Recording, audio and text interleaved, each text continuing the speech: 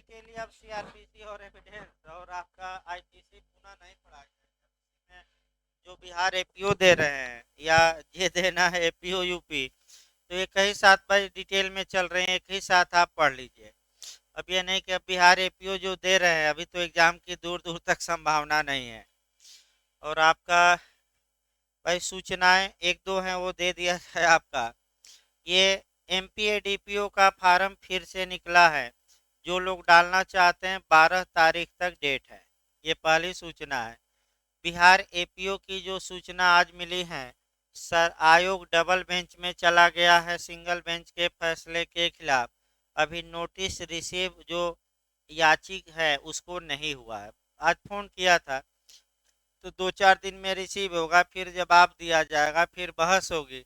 तब कितना समय लगेगा हाई कोर्ट में आप जान सकते हैं। ये आपका एमपी और यूपी की जो है एपीओ की, आपका 15 दिसंबर के बाद चांस है, लेकिन 30 दिसंबर के बाद एग्जाम। कई लोग पूछे कि कब होगा, तो हो सकता है मार्च अप्रैल में जाए, क्योंकि हो सकता है यूपी में के बाद ही हो।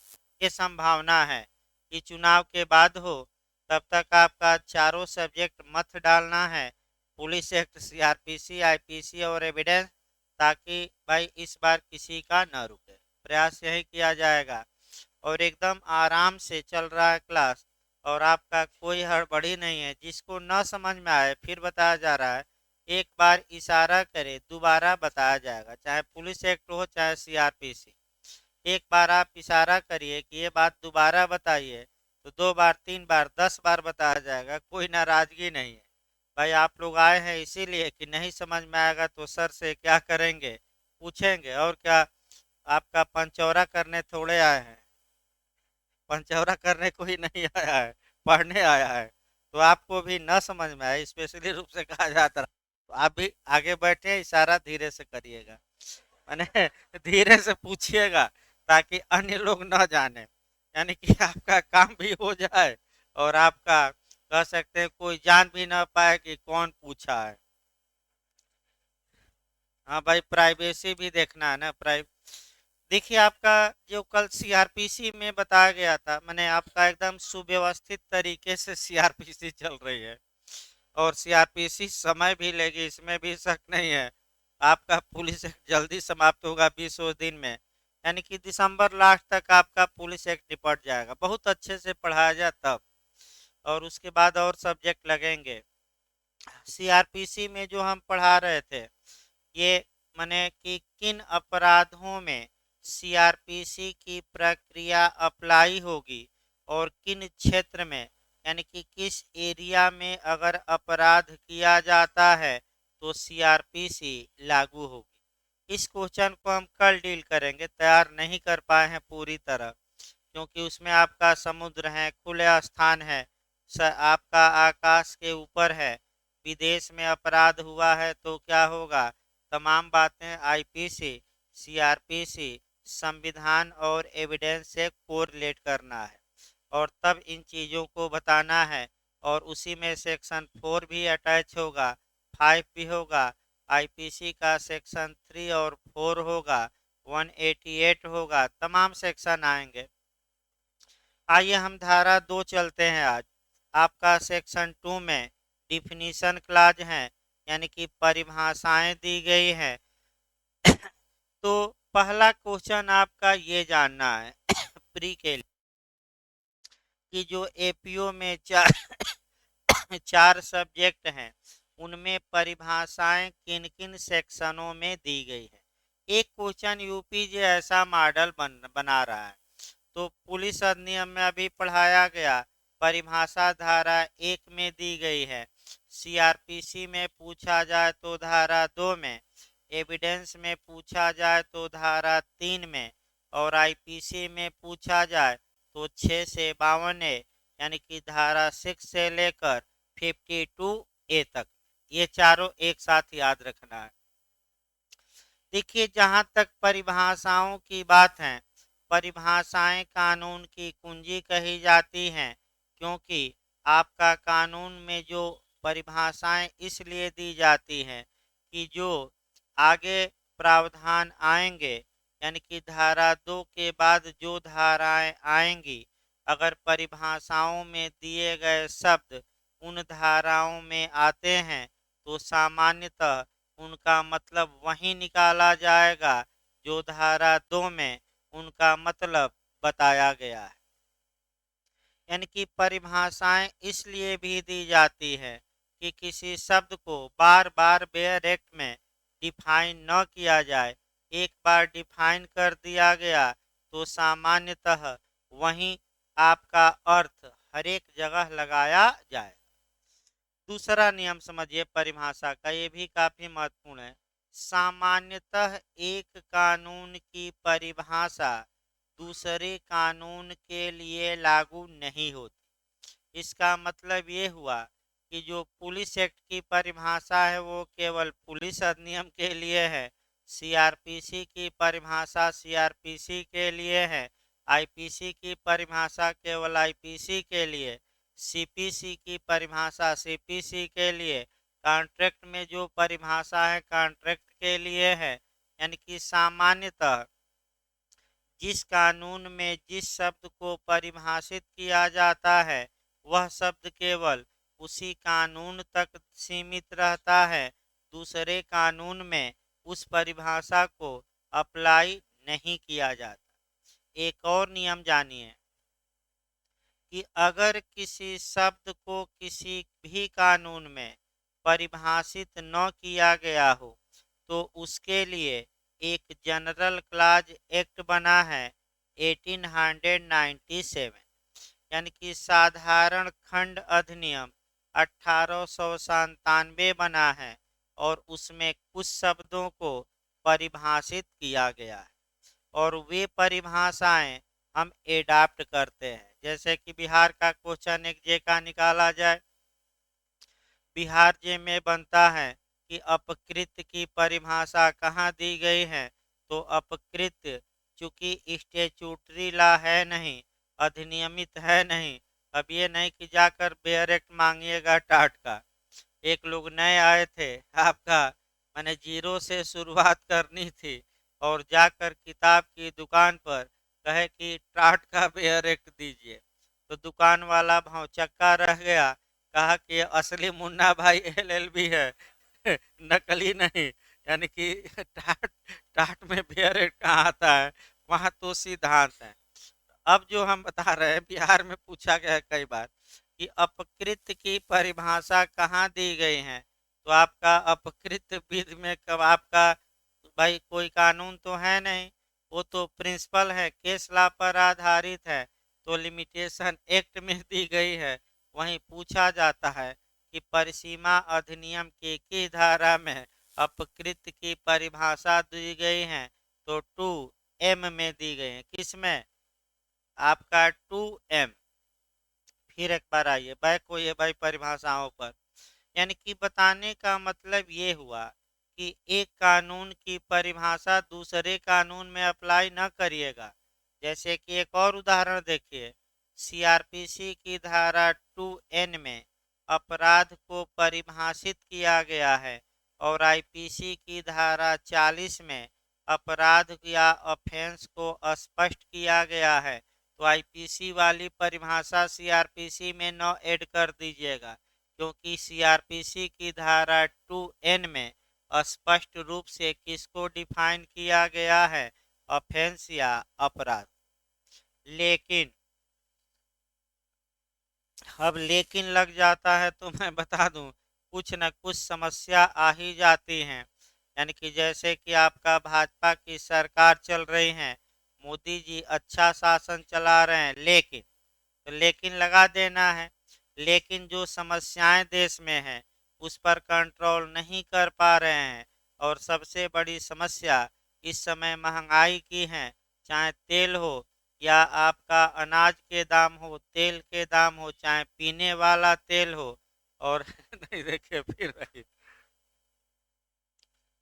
भाई देखिए या खाने वाला हो, तो पीने वाला या गाड़ी चलाने वाला, पीने वाला तेल मतलब कि दो बूंद वाला यानी कि पीने वाला हो, खाने वाला हो, वाहन वाला तेल हो, इत्यादि पर कंट्रोल नहीं कर पा रहे हैं।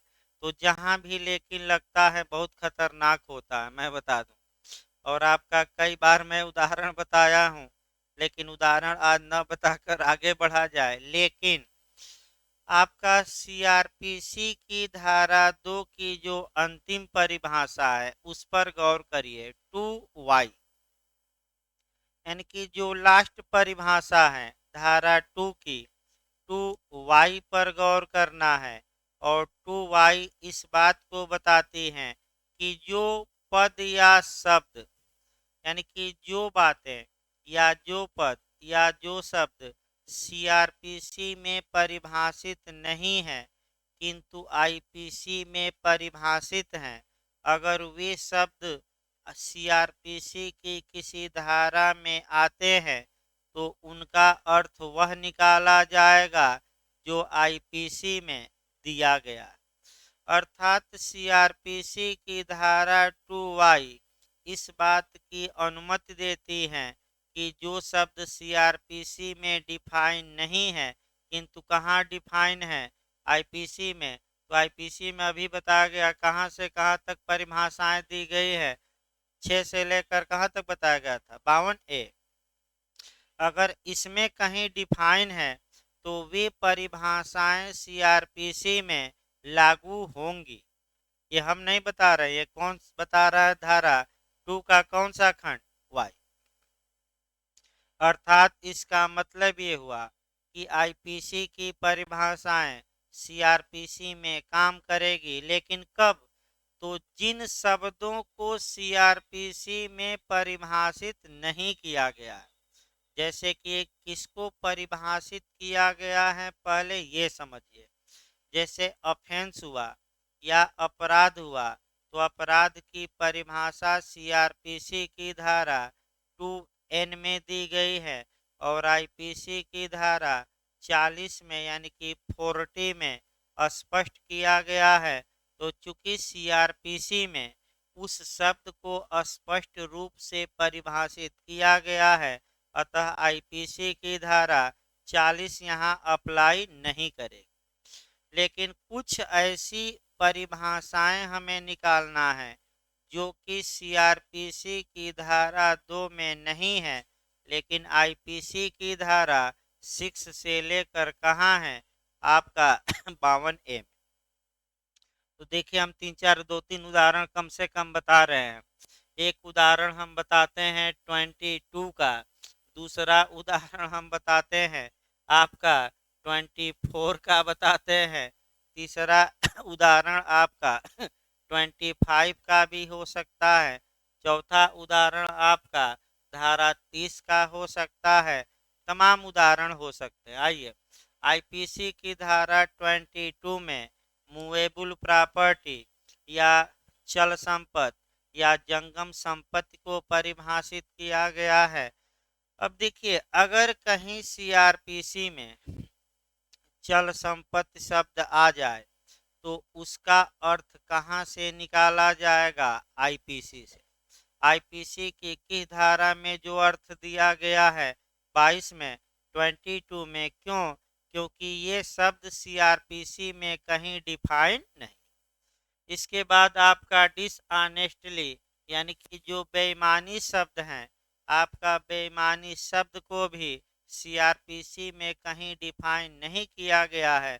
और अगर सीआरपीसी में बेईमानी कई जगह आएगी तो हम उसका अर्थ कहाँ से निकालेंगे, आईपीसी के किस सेक्शन से, 24 से।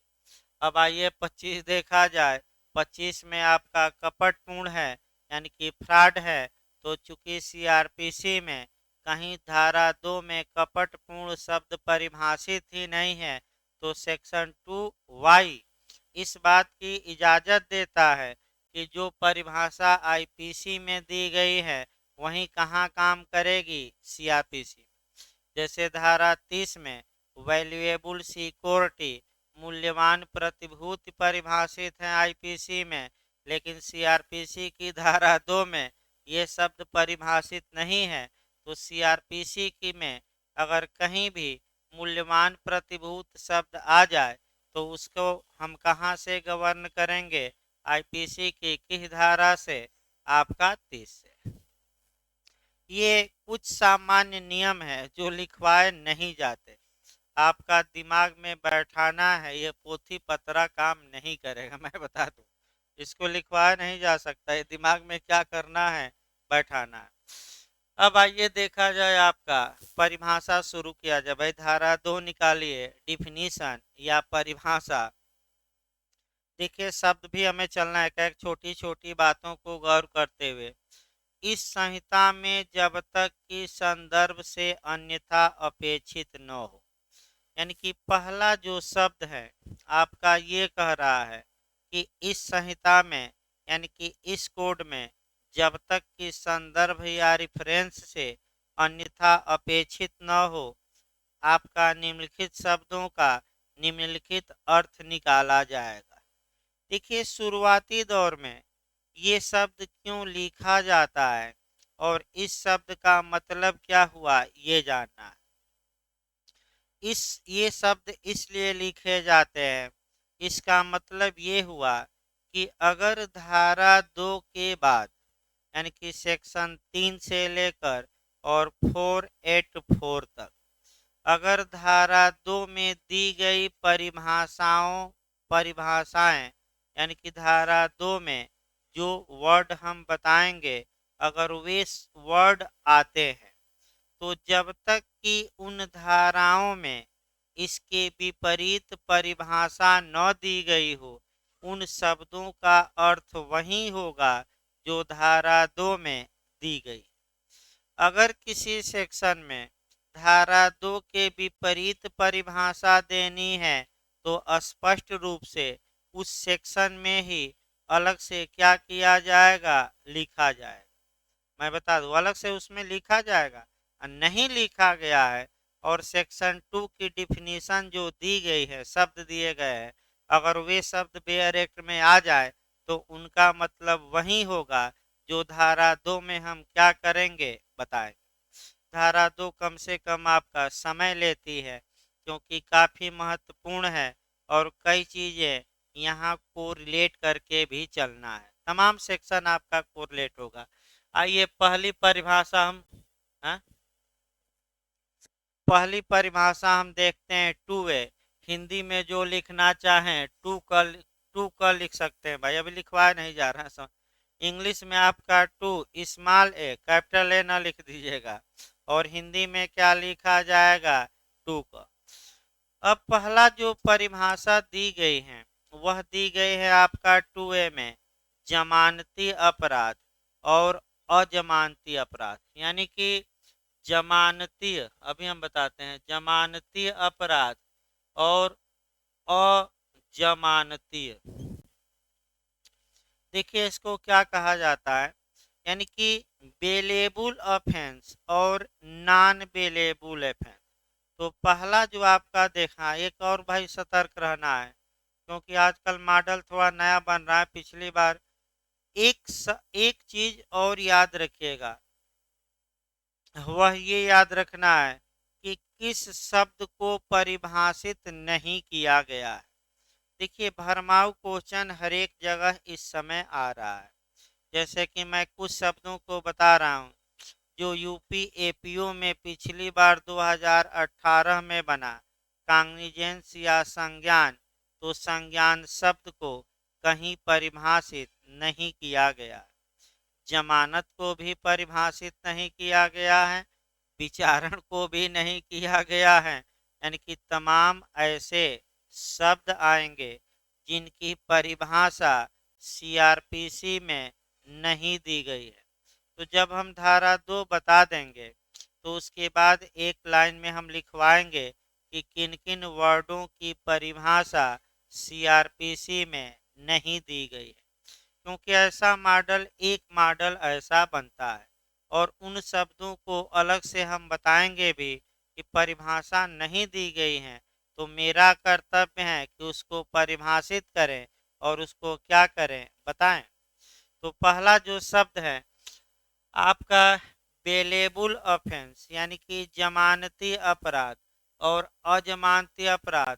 इसका मतलब ये हुआ कि सेक्शन 2A में दो शब्दों को परिभाषित किया गया है। एक जमानती और दूसरा कौन, अजमानती। तो अब आपका पहले बेयर एक्ट हम तोड़ लेते हैं और तब आपका शुरू करते हैं। देखिए भाई बेयर एक्ट की भाषा, उसके बाद आगे बढ़ा जाएगा।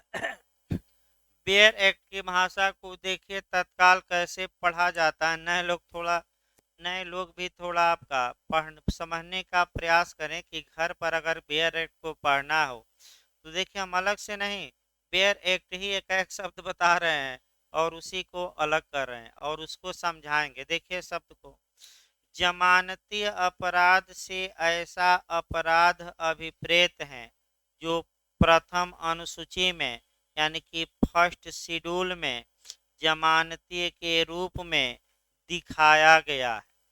इसका मतलब ये हुआ कि जमानती अपराध कौन होगा, तो कानून ये कहता है कि जिसे प्रथम अनुसूची में किस रूप में दिखाया गया हो, जमानती के रूप में क्या किया गया हो। मार्कर चल नहीं रहा भाई सही ढंग से, एक सेकंड मार। जमानती के रूप में दिखाया गया हो। अगला शब्द देखिए, पहले शब्द को तोड़ लिया जाए। या तत्समय प्रवृत्त किसी अन्य विधि में, यानी कि वर्तमान समय में लागू किसी अन्य विधि में, यानी कि इसका मतलब ये हुआ कि या तो स्पेशल लॉ में या लोकल लॉ में, यानी कि जो कानून प्रेजेंट टाइम में भारत में इन्फोर्स है उसको हम कहते हैं कि तत्समय प्रवृत्त किसी अन्य विधि द्वारा जमानती बनाया गया है। जमानती क्या किया गया है, लेकिन किस विधि द्वारा, किसी अदर लॉ द्वारा, यानी कि अन्य विधि द्वारा, ये शब्द है।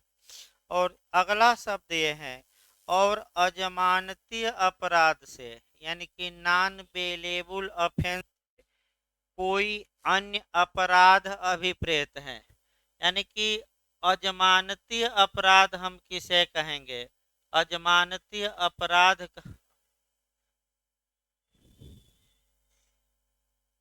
अजमानती अपराध हम किसे कहेंगे, तो बेयर एक्ट कहता है कि कोई अन्य अपराध।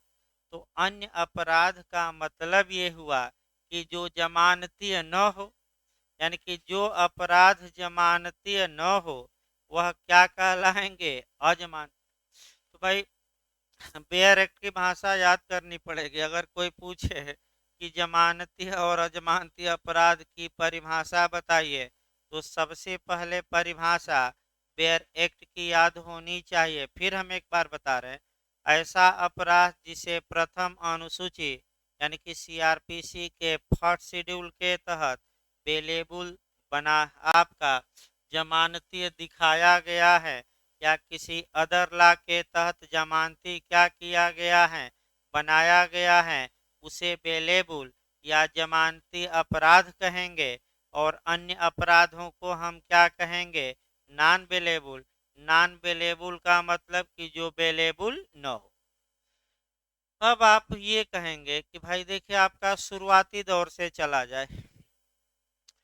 देखिए जमानत के उद्देश्य है, तो पहला आपका देखना इसमें देखिए, पहले बेल या जमानत शब्द को हमें देखना है एकदम शुरुआती दौर से।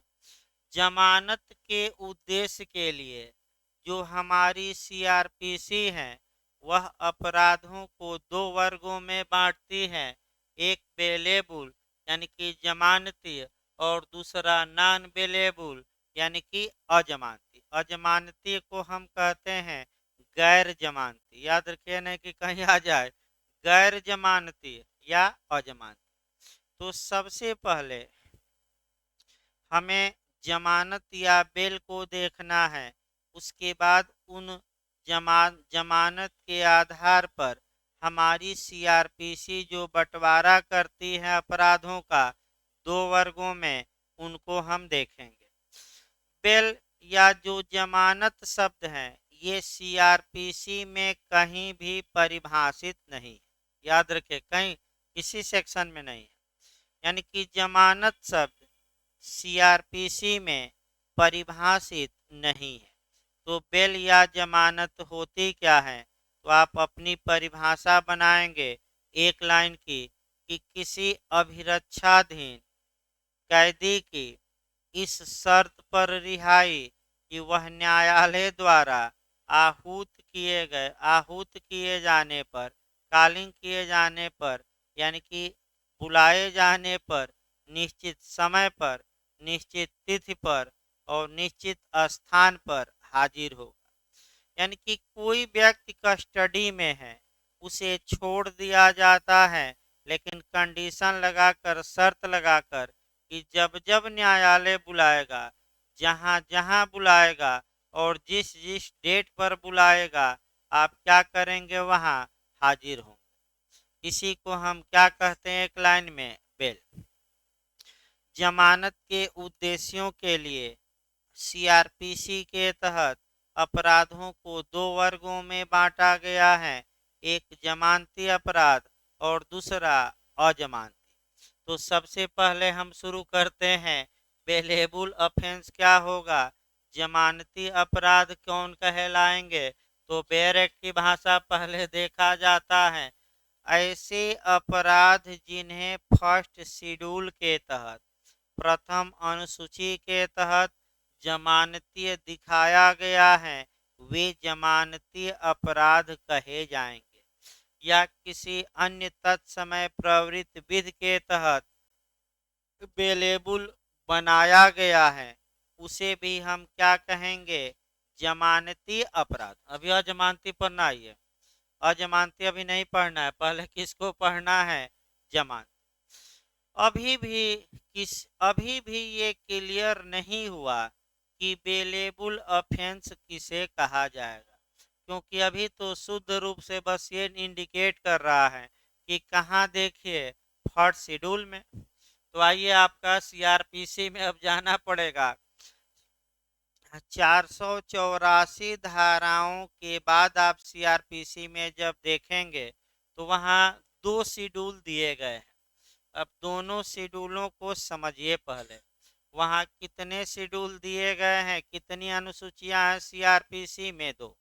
एक फर्स्ट अनुसूची है और दूसरा सेकंड। यहाँ बिहार इंटरव्यू में भी क्वेश्चन बना जो बताया जा रहा है, बहुत तगड़ा क्वेश्चन। कई लोग बता नहीं पाए, मैं फिर बता रहा हूँ, अच्छे से समझिए। सीआरपीसी है और एक एक छोटी छोटी बातों पर गौर भी करना है। ये इंटरव्यू में झेला देते हैं सीआरपीसी में और बता ले जाएंगे, लेकिन सीआरपीसी टेक्निकल है और एक एक छोटी छोटी बातों को लेकर चला जा रहा है। सीआरपीसी में 484 धाराओं के बाद आप देखेंगे तो दो अनुसूचियां दी गई हैं। तो सीआरपीसी में कितनी अनुसूचियां हैं टोटल? दो। पहली जो अनुसूची है ये आपका अपराध के बारे में है और दूसरी अनुसूची में कुछ मॉडल दिए गए हैं, कुछ प्रारूप दिए गए हैं, कुछ नमूने दिए गए हैं।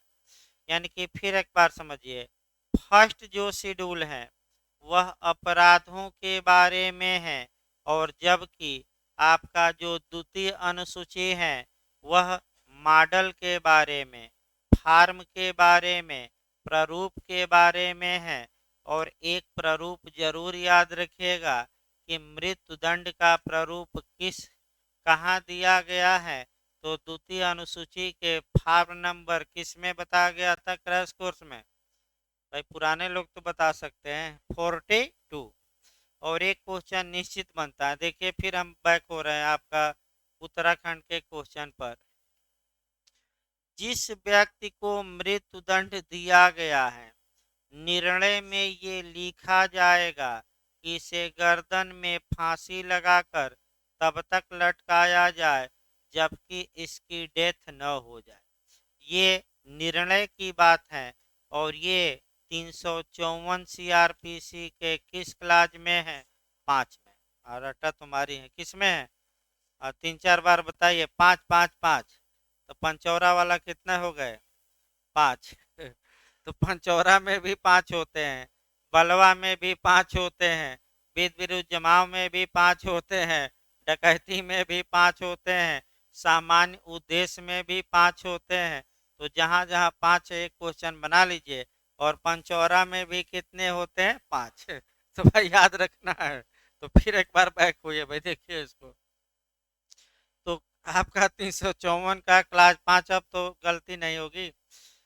जब डेथ वारंट या ब्लैक वारंट या काला वारंट या मृत्यु दंड को लागू कराने का वारंट न्यायालय जारी करता है, तो उस वारंट में जेलर को आदेशित किया जाता है, जेलर को आदेशित किया जाता है कि इस कैदी को इस दिन इस समय पर गर्दन में फांसी लगाकर आप तब तक लटकवाइए जब तक कि इसकी मृत्यु न हो जाए।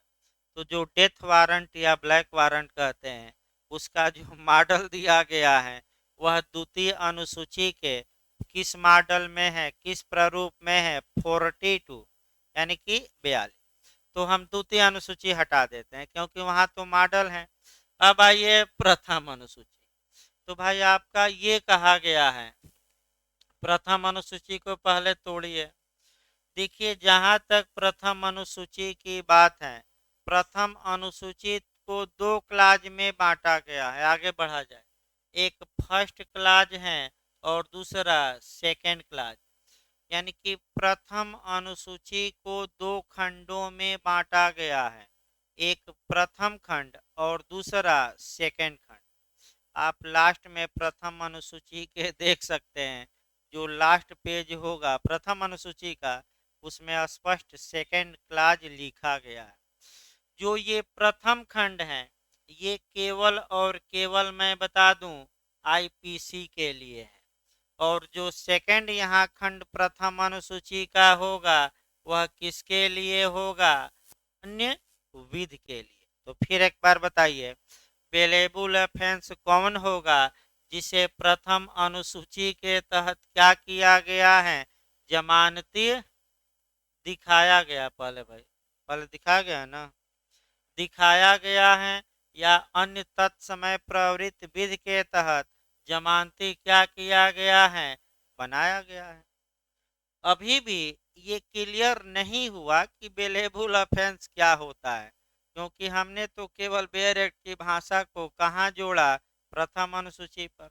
अब देखिए, अब ये जो आईपीसी में जितने अपराध हैं, सीआरपीसी के प्रथम अनुसूची के प्रथम खंड में आपका 6 स्तंभ दिया गया, ऐसे दिया गया आपके बेयर एक्ट में, हम ऐसे लिख रहे हैं, 6 स्तंभ दिया गया। अब आइए, 6 स्तंभ में सबसे पहले आपका सेक्शन दिया गया है, कौन? धारा। तो एक धारा कोई उठाया जाए, भाई परिभाषा की धारा आईपीसी वाली नहीं, दंड की, तो आपका 302 उठाया जाए। इसके बाद दूसरे प्रक्रम पर अपराध दिया गया है कि 302 में कौन सा अपराध है, तो दूसरे में क्या लिखा रहेगा? मर्डर। अब इस अपराध के लिए दंड कितना है? ये चौथे पॉइंट में लिखा रहेगा, तीसरे में। ये तो हमें आईपीसी से ही मिल जाएगा, यानी कि दंड वाली धाराएं पहला स्तंभ में, दूसरे स्तंभ में क्या लिखी रहेंगी? आपका उस अपराध का नाम जो उस सेक्शन में है, और तीसरे वाले स्तंभ में क्या लिखा रहेगा? आपका परिभाषा, यानी तीसरे वाले में दंड। इसके बाद आपका जो लिखा रहेगा वह लिखा रहेगा चौथे वाले में संज्ञेय या असंज्ञेय। इसको बताया जाएगा, छोड़ दीजिए इसको, संज्ञेय या, इसको कल आ ही जाएंगे, इसको अभी छोड़ दीजिए नए लोग भाई। जो पांचवा स्तंभ है उसमें आपका जमानती या अजमानती। इसका मतलब क्या हुआ? और छठवां तो विचारण न्यायालय। इसका मतलब समझिए भाई आपका, अर्थात आईपीसी के तहत वे अपराध बेलेबुल या जमानती माने जाएंगे जिन्हें प्रथम अनुसूची के प्रथम खंड के स्तंभ नंबर किस में?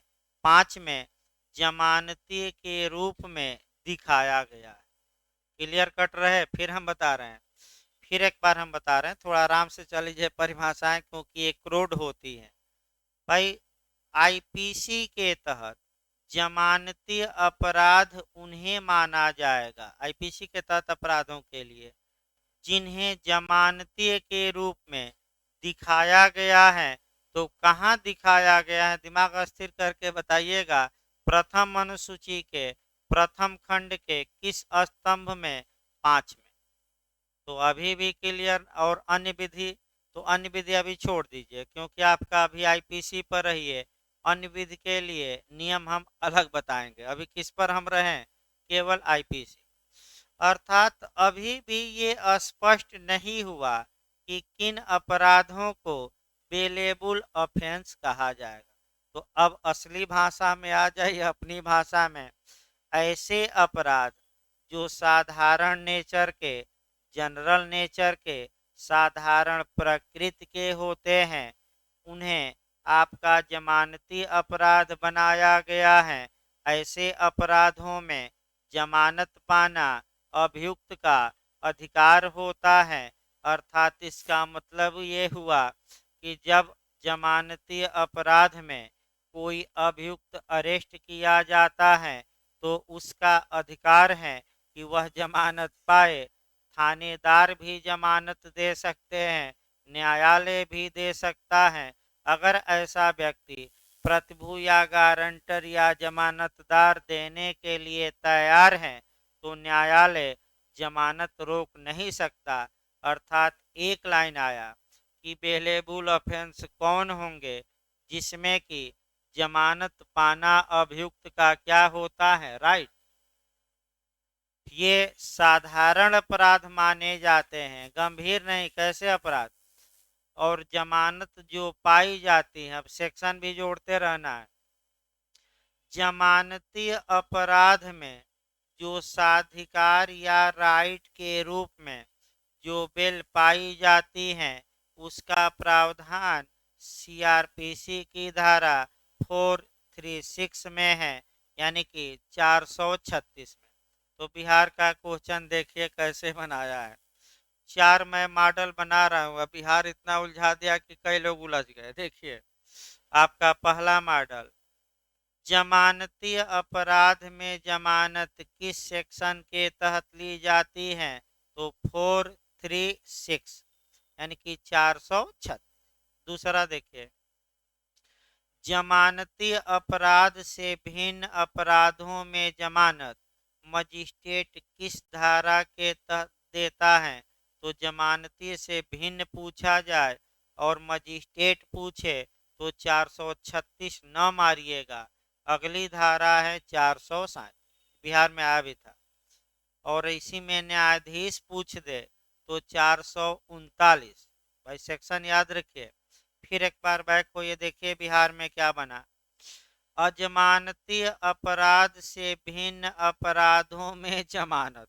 तो आप लोग दिमाग लगाइए कि नॉन बेलेबल ऑफेंस, अजमानती अपराधों से भिन्न अपराध में।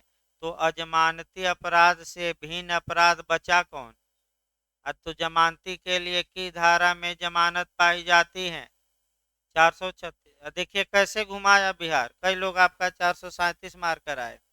अजमानती अपराध से भिन्न अपराध माना जमानती के अलावा तो एक ही तो बचा, कौन सा? जमानत। तो जमानती में जमानत की धारा में रटिए एक धारा और रटे रही। अब देखिए 436 तुरंत बताना पड़ेगा। देखिए 400, अभी हम जमानती को बता रहे हैं, अजमानती ना समझिएगा। अभी एक पहले समझिए, उसके बाद अलग दूसरा समझाया जाएगा। देखिए अब 436 आपको पढ़ना पड़ेगा तुरंत यहाँ, मैंने पूरा नहीं, मैंने एक सार जो है इसका। जब किसी जमानती अपराध का अभियुक्त गिरफ्तार किया जाता है तो जब वह अभिरक्षाधीन है या जब वह न्यायालय में लाया जाता है तो ऐसी दशा में पुलिस थाने का भार साधक अधिकारी यानी कि थानेदार साहब भी उसे जमानत दे सकते हैं, बांड उंड भरवा लें और जमानत दे दें।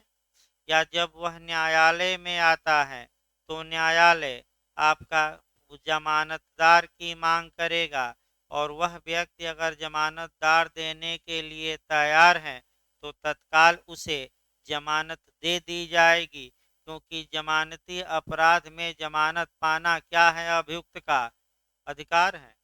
याद रखिएगा, अगर कोई अभियुक्त है और वह जमानतदार उसके पास नहीं है, प्रतिभू नहीं है या जमानतदार नहीं है, तब क्या होगा? तो ऐसी दशा में देखिए, आपका दो एंगल से सामाजिक भी देखना है। पहला एंगल वकील साहब का देखना है। मान लीजिए कोई अभियुक्त गिरफ्तार हुआ और यहाँ भी तमाम लोग भाई हाई कोर्ट लोअर कोर्ट में दौड़ते रहते हैं, तो वकील साहब कहे कि 3 दिन तो जेल काटोगे ही, ऐसी धारा है। प्रथम अनुसूची देखे, सेक्शन के आगे लिखा है जमानती। अभियुक्त जानता नहीं है कि जमानती है क्या जमानती, कहे कि 3 दिन तो 4 दिन जेल में गुजारना पड़ेगा, कुछ व्यवस्था करो 2-4 हज़ार की। तो मैं जुगाड़ लगा कर तुरंत क्या कर दूं, जमानत। और 2-4 मित्रों को क्या करो, फ्रेंडियों को, मित्रों को भाई 2-4 बुला लो जमानतदार। वकील साहब जानते हैं कि तुरंत जमानत इसकी हो जाएगी, और लेकिन 2-4 हज़ार उसी में भरमा के क्या किए, कमा लिए। भाई अभियुक्त अगर प्रथम अनुसूची देखे, इत्यादि देखे, तब तो जानेगा कि जमानती है क्या जमानती। दूसरा एंगल ये आया कि जो गरीब हैं उनके लिए देखा जाए, जो कानून में परिवर्तन लाया गया है। जो गरीब हैं, वह मान लीजिए निर्धन कोई है और जमानती अपराध किया और मात्र इस कारण से उसे जमानत नहीं मिली कि वह प्रतिभू यानी कि जमानतदार ला नहीं पाया, तो ऐसी दशा में अब भेजा जाएगा जेल।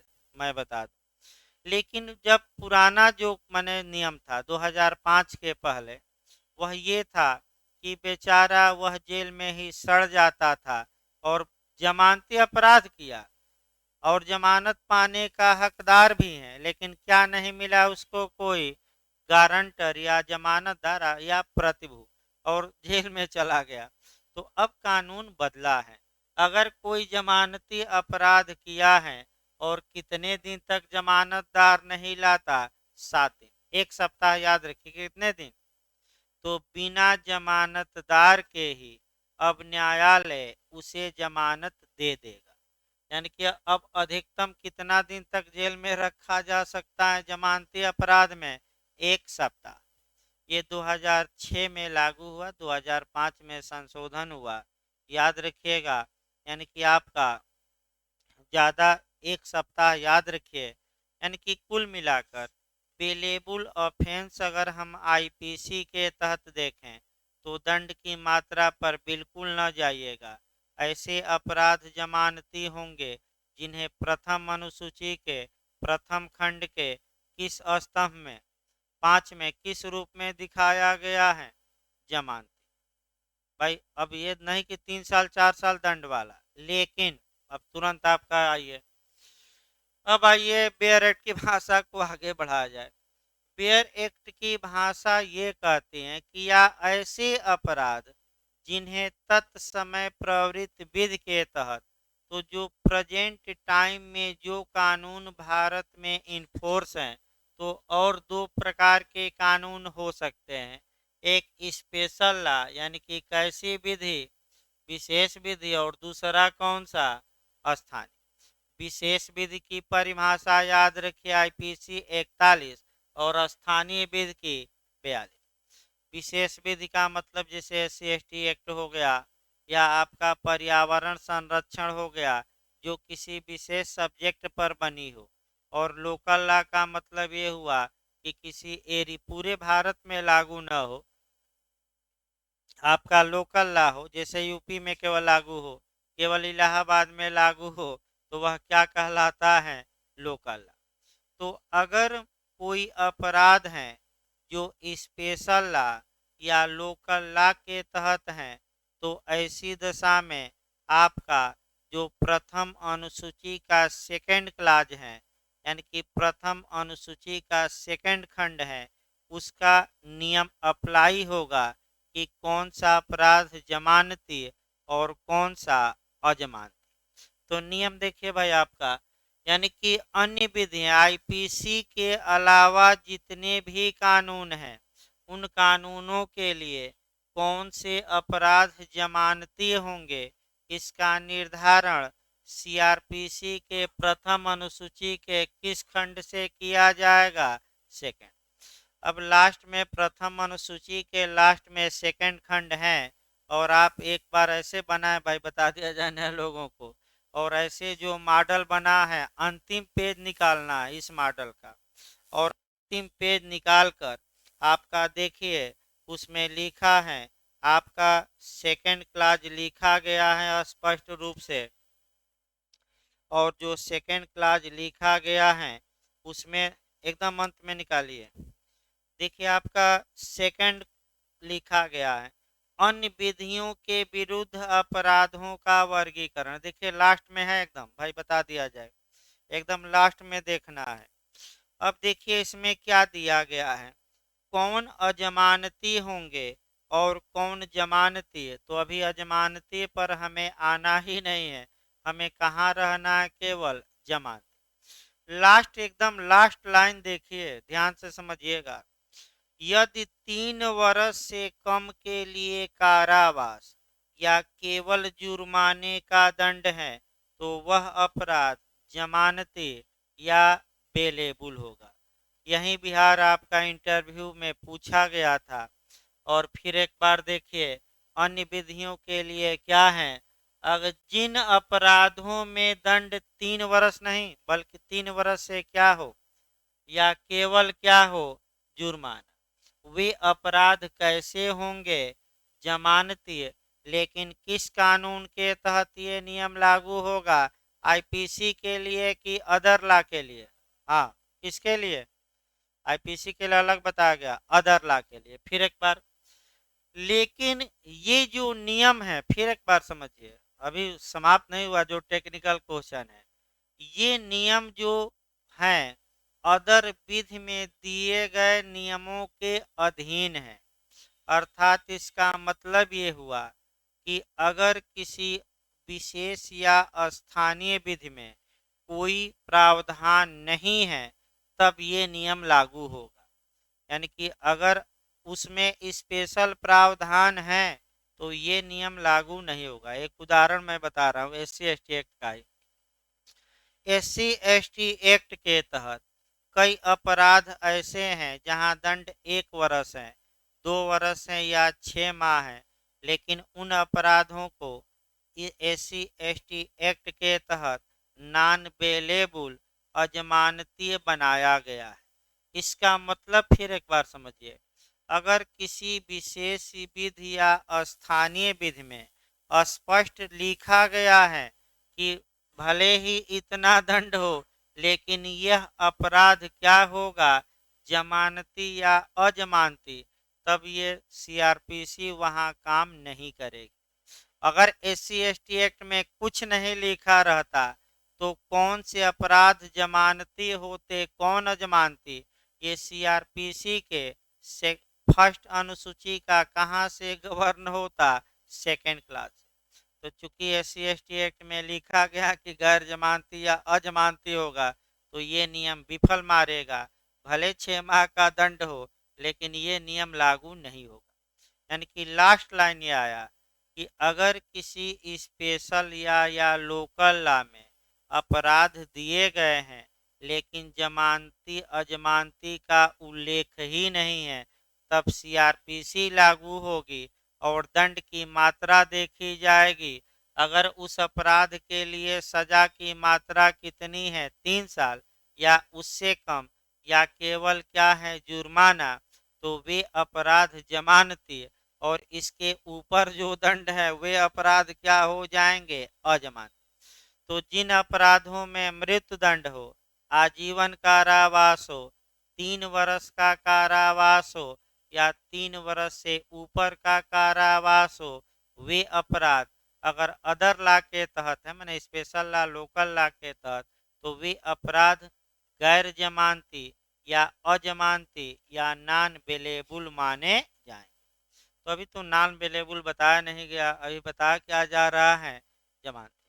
जो सबसे टेक्निकल पॉइंट आपको जानना है मैं बता दूं, वह आपका स्पेशल लॉ और लोकल लॉ और सीआरपीसी के प्रथम अनुसूची का सेकंड क्लाज ही जानना है। यहीं फिर हम लास्ट में एक बार बता रहे हैं, लोगों को कम समझ में आता है। अगर किसी विशेष विधि या स्थानीय विधि में कौन अपराध जमानती होंगे कौन अजमानती, इसका कहीं उल्लेख नहीं है, तो इसका निर्धारण सीआरपीसी के प्रथम अनुसूची के सेकंड खंड से किया जाएगा। और ऐसे अपराध जिसमें सजा कितनी हो 3 वर्ष से कम या केवल जुर्माना, वे अपराध जमानती होंगे। और 3 वर्ष या उससे अधिक का दंड हो तो अजमानती। लेकिन ये नियम भी उस विधि में दिए गए प्रावधानों के क्या हैं, अधीन। क्यों अधीन है? क्योंकि वहाँ स्पेशल अगर दे दिया गया तो सीआरपीसी वहाँ अप्लाई नहीं। तो इसको कल फिर हम एक बार बताएंगे, क्योंकि बार बार ये बताया जाता है, लोग गलत करके आते हैं। इसको एक उदाहरण देकर 2-4 मिनट हम फिर समझाएंगे, और तब नॉन अवेलेबल और तब दोनों में अंतर। अभी समाप्त नहीं हुआ ये आपका। अजमानती भी पढ़ाना है, फिर आपका दोनों में 6-7 अंतर पूछा जाता है। फिर केस आपका एक आता है, मोतीराम का आया भी था जे में, मोतीराम का केस। भाई रट्टा मार कर जाइएगा, बताया जाएगा कल भाई। तो कल अभी